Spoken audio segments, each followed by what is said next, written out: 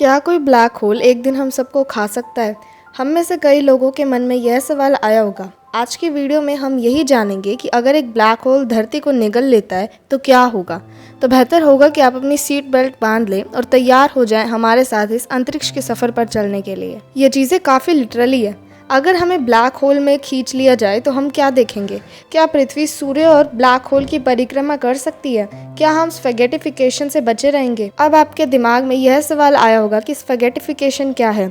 यह एक ऐसी प्रक्रिया है जिसके द्वारा अगर कोई वस्तु ब्लैक होल में गिरता है तो गुरुत्वाकर्षण बल के कारण यानी ग्रेविटेशनल फोर्स के द्वारा वो स्ट्रेच हो जाता है और अलग अलग हो जाता है। पृथ्वी से सिर्फ 3000 प्रकाश वर्ष दूर पर एक ब्लैक होल है जो नेक्ड आइज से दिखाई देता है। शुक्र है हम इस स्टेलर ब्लैक होल से सुरक्षित दूरी पर हैं। हमारी आकाशगंगा में यानी कि गैलेक्सी में उनमें से लगभग 100 मिलियन ब्लैक होल्स हैं जिनके बारे में हम जानते हैं। वे सुपरनोवा के अवशेष हैं जो तब होते हैं जब हमारे सूर्य से 10 से 20 गुना बड़ा तारा कोलैप्स हो जाता है।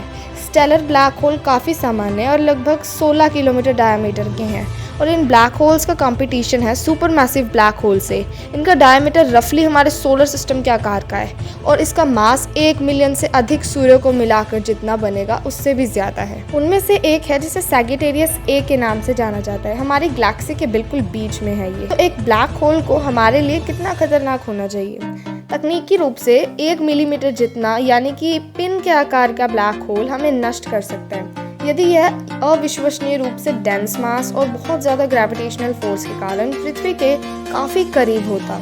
हमारा अस्तित्व इस बात पर निर्भर करता है कि हमने इवेंट होरिज़ोन को पार किया है या नहीं। आप इसे ब्लैक होल के नो रिटर्न बिंदु के रूप में सोच सकते हैं। अगर इस पॉइंट पर से कोई भी चीज़ बचना चाहती है तो उसे प्रकाश से भी तेज यात्रा करनी होगी। यदि पृथ्वी पर्याप्त रूप से पास हो भी जाती है तो ब्लैक होल का ग्रेविटेशनल पुल इतना ज़्यादा होता है कि वो धरती को अपनी तरफ खींच लेगा। हमारा एटमॉस्फेयर खाली होना शुरू हो जाएगा और फिर पृथ्वी के बड़े बड़े टुकड़े अलग हो जाएंगे और वो ब्लैक होल में समाने लगेंगे। यदि पृथ्वी ब्लैक होल के ऑर्बिट में गिर जाती है तो हमें टाइडल हीट फेस करनी पड़ेगी। पृथ्वी पर मजबूत ग्रेविटेशनल पुल लगातार ग्रह को डिफॉर्म करेगा। इससे इंटरनल फ्रिक्शन की एक ज़बरदस्त मात्रा उत्पन्न होगी और पृथ्वी के कोर को डिजास्ट्रस लेवल तक गर्म कर देगी। फिर ये अर्थ शैटरिंग अर्थक्वेक्स, वोल्केनोज और घातक सुनामीज को जन्म देगा।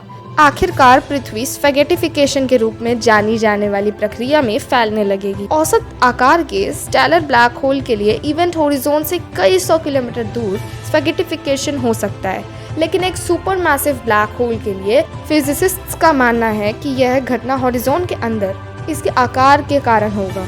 चाहे वह किसी भी आकार का हो, ब्लैक होल में प्रवेश करने वाली कोई भी चीज़ अलग अलग एटम्स की एक स्ट्रिंग में फट जाएगी।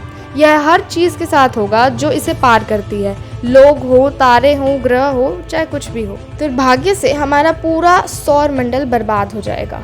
सूर्य और हमारे कई ग्रहों का संतुलन बिगड़ जाएगा जिससे वे एक दूसरे से टकराने लगेंगे। हमारा एस्टेरॉयड बेल्ट हमारी ओर बढ़ने लगेगा।